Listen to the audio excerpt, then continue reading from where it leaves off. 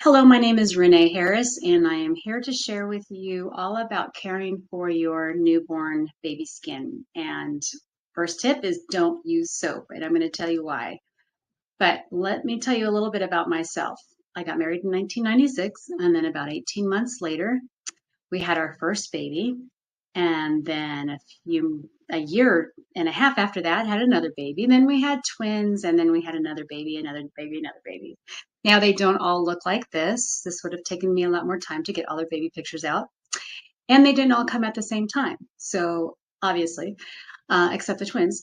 So this is what our family looked like several years into our marriage. So here we are, a family of seven kids here. And then a couple of years later, we had another child. And then 6 years later, we had another baby. So as these kids were growing up, about this time that this picture was taken was when we actually started a skincare business. More on that later, but I wanted to let you know that that's part of the reason that I'm coming to talk to you about baby skincare. So anyway, let's go on and I will tell you more about the business part later. So fast forward, they all grew up, one got married, and here we are. So we have 9 kids total, ages 24 down to 6, and a son-in-law. All right, so obviously along the way, I learned a thing or two about birthing. In fact, I have had almost every birth experience possible, but that's another story for another day. And you are welcome to ask me questions about C-sections or home births or unmedicated births or Pitocin or not Pitocin. I can answer all those questions for you with my own experience. So, but the more babies I had, the more in control of my births I wanted to be. And that's how I have come to learn quite a bit about not just babies and the way they grow up, but baby skincare as well. In fact, this picture is a photo of baby number 8, and she came the morning that this picture was taken. So I did have a home birth, not at my house. It was actually at my midwife's house because that's the way she does things. But I was able to be back home with the baby the same day that she was born. So let's go on to the lesson. So I want to teach you a few things that I learned along the way that I wish I knew when I had my first baby. All right, first of all, don't bathe your newborn. Now, they may look a little bit ugly coming out. Well, not to you as mom, but to others, they might look a little bit ugly. They might feel a little bit slimy. And if you've had a chance to hold your newborn just minutes after she was born, you're going to notice this waxy feel on her skin. That's called the vernix. It's kind of slimy, kind of mucusy, but it protects the skin. There's no reason to immediately take that off. In fact, you don't want to have a baby bath right away because this is a very good skin protectant. And I'm going to explain a little bit more about that. So by delaying the bath, your baby has a less likelihood of getting some kind of an infection. Because if you can picture going from baby onto mom's skin to be taken away to another room, to a place where they can bathe the baby, to exposure to other people, to exposure to germs, there's a chance that the baby can catch an infection along the way versus having this child, this baby, be right away onto your chest. So having not having a bath, then you're also not putting your baby at risk of having to have a different body temperature, which can introduce illness. Obviously, the baby is going to better bond with mom by being straight to the skin, something that I did not realize when I had my first couple of babies, but afterwards I could definitely tell that the baby bonds with mom. And then also obviously with that comes a much better chance of success with breastfeeding. The baby is actually conditioned to just go looking for the breasts the faster they're born. I mean, the quicker they have access to mom. And if they don't have that bath, they know the smell and they're looking for the breast milk and they were able to actually crawl. They've had studies show a bathed baby versus an unbathed baby, that the one that has not been bathed is able to crawl naturally up to the breast and start nursing, which is amazing. So this Vernix, this coating, which is actually produced in the 3rd trimester as a protected barrier with all of the liquids that the baby is in, that is also acts as a natural skin moisturizer. So you could even rub that into the skin as you're nursing your baby. It's very, very good for the skin. So, I mean, I would bottle that thing up and sell it if I could. We won't do that though. So how long though do you wait after birth until you can bathe your baby? You can go easily 24 hours. My youngest went 9 days, my very youngest baby, and she was even born um, as a C-section 6.5 years ago.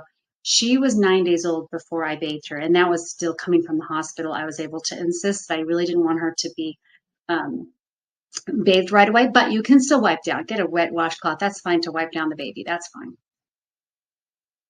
Okay, so lesson number 2, when it is time to wash the baby, make sure that it's a gentle soap. If you see more than a few ingredients on the soap that you're using, whether it's liquid or a bar like this one, and you don't recognize those ingredients, you're better off not even using soap. You don't have to use soap, but if you do, use something that's going to be gentle. We actually, in our skincare line, we have a goat milk soap maker, and so we make our soap with goat milk. On babies, we don't even recommend an essential oil. Some of our soaps have essential oils added, but I would just use as simple as possible with no scent. And the soap that we have is made with oils and butter, so it's really healthy for the skin. And this baby right here is actually, the customer sent me this picture. This is her baby, and it's a big brother that's actually bathing the baby. So, you know what? Involve the family. That's totally fine. All right, lesson number 3. Obviously, what's the best food for the baby, the newborn? You've already heard this, but back when I was born, this could have been repeated a little bit more because mom's milk is obviously the best food. So you all know that. And I put this picture of the carnation milk because my mom told me, and I was born in 1971, but my mom said that back then, what they would do is water down evaporated milk and put it in the baby bottle and just bottle fed. And that was pretty much the baby's first food. And on top of that, they would even strap down the boobs of the mom so that she was not going to be able to nurse. I mean, strap down is supposed to help with the pain because she's probably engorged and feeling very uncomfortable. So obviously, we've come a long way. In fact, I even had a hard time having enough milk production, despite all of the various things. And there's so many different things you can do to stimulate the milk. And if that happens to be your case, and I still breastfed the whole time, but in different baby situations that I had, I wasn't always able to only solely breastfeed. But by the time I had my 9th baby, I did find that there's such a thing called a milk bank. So if you still have struggles with breastfeeding and you've tried everything and you realize your stress level's going up and it's still not helping, obviously, then there's such a thing as a milk bank. So go through and find the things that will help. All right, what if the baby has a rash? It could be for so many different reasons. I would hesitate going straight to the doctor for just a rash. There's a lot you can do first at home. And it could be due to heat or allergies, just the friction of the baby's clothes, rubbing on the skin. Could be fragrances, could be fabric. With our firstborn, we had moved into our home like just a few months before he was born. And I remember we were so dirt poor that I was bringing home empty boxes from a local store that I gathered. And it was just the moisture from those boxes that caused my firstborn to just break out in rash. Did not figure that out until much later when all the boxes had been out of the house, his rash cleared up. So sometimes you don't know, but think about some of the things like this that it could be. And contact me if you're not sure, because we have so many customers with all kinds of different rash issues, and we've been able to figure out some of those triggers. Next, I would do, if you're trying it all and you've eliminated some of the other things, then look at your diet. If you're solely breastfeeding, then look at your diet. Try eliminating the big allergens like dairy, wheat, and eggs, and then go to a full-blown elimination diet if after time that hasn't helped. You could also change your soap, the lotion, or laundry detergent that you're using. Those would be the first things I would also try. But if you can avoid steroids, especially for a baby, there's so many reasons why that is not healthy. Okay, above all, though, don't stress. I wish someone told me that when I was younger. But stress just makes everything worse. It keeps your milk production from going up. Baby senses your stress. If there's a way that you can avoid the stress, do it. Let me help you out with one thing though. Stress can be good. Maybe a stressful situation is going to drive you to make good decisions like saying no to things. no to events or get-togethers, maybe no to even cleaning your house. You don't have to keep up with it all. You can lower your standards just a bit. So rest is best for both you and the baby. And just remember, and this is what I told myself, my husband and I would say this every middle of the night feeding with our twins, and we had a 4-year-old and a 2-year-old, and then we had newborn twins. This too shall pass. They will grow up, and I promise you it gets easier. All right. I'm going to tell you in just a minute about what I discovered that I could use as skincare for my own babies, including a 3-ingredient rash cream and a 3-ingredient emollient that works great for baby eczema. But first, I want to tell you this little story about how the skincare business came about for us. So real quick, if there's one tip I strongly want to encourage you to do when you're looking at skincare for babies and moms and children and dads included, is to look for something that's going to be as few ingredients as possible to get the job done. That's kind of how I like to describe our products. It's with as few ingredients as possible, and it'll still be super effective. The other part is that if you can find a waterless skincare product, which is very hard to find, but if you're looking at your lotions and your soap, well, soap is different, but you're looking at your different kinds of lotions and emollients and creams that you're using, most often they will have water as one of the main ingredients. I mean, just think of it, it's cheaper that way for sure. But the problem is that when you have a water-based product ingredient, you have to have the preservatives and you have to have extra additives. There will often be extra fragrances. Just think about it for a second.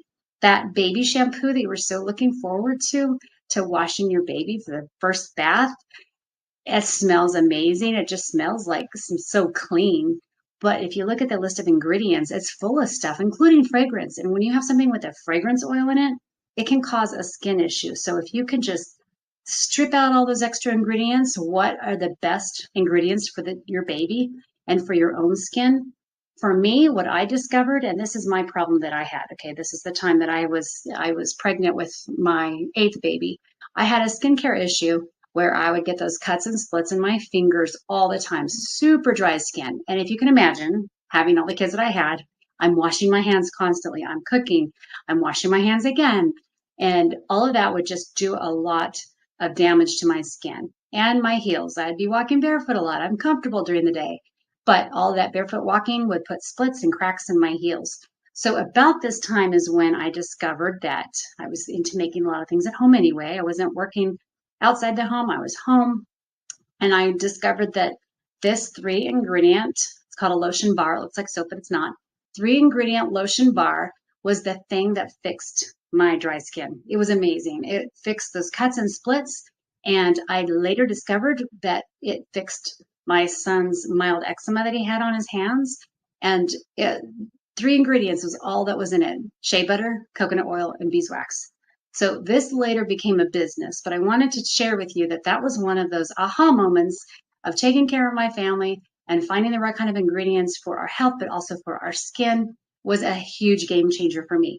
So fast forward that, I found that, well, I'm going to give you my next picture. The same 3 ingredients. We had some of our customers who were requesting something for their babies. I could do the same 3 ingredients that I had in the lotion bar, which I'm going to hold up if you can see. The bar I just showed you in the last picture. I could use those same exact ingredients, but just change up the ratios. So it's the beeswax that makes it solid, but if I took less beeswax and put the powerhouse ingredient shea butter in and pack that in, I could make what my little daughter Sophie here is holding, and that's called Beesilk Junior. And it's softer, it's an emollient, it's easier to apply to the skin, and it's great for any kind of mild eczema or dry skin that your baby might have. You can even use it on cradle cap if you want. Although I would just recommend, if you do have a baby with cradle cap, just don't worry about it. Usually it'll go away over time, or over time you can kind of scrape it off with your finger. Sometimes people use coconut oil. I would use the Beesilk Junior on that though, if I were in that situation again. So, but usually it'll go away. Okay, but fast forward a couple more years, I discovered that the Desitin that was sitting on the nightstand that I was using on my baby's diaper rash was chock full of zinc oxide, like 17% zinc oxide. I already knew zinc oxide. I've already did the research to know that zinc oxide was a very safe ingredient. I mean, it's edible. And so if I could just take my little base of ingredients and then pack it in with some zinc oxide, could I actually make a cream that would work on a baby rash? That's introducing Simply Soothing. I actually took out the shea butter in this case because I wanted shea butter can tend to be really thick. And I did not want this to be something that's going to fix dry skin. I want it to fix the rash. And so I took out the shea butter. I left some beeswax in, just a little bit to make it thick enough, and put the coconut oil in and lots of zinc oxide, blended that together. And once it solidified, it made an amazing rash cream. So that's why we have this Simply Soothing Rash Cream. So that's another one. 3 ingredients is all it takes. That's it.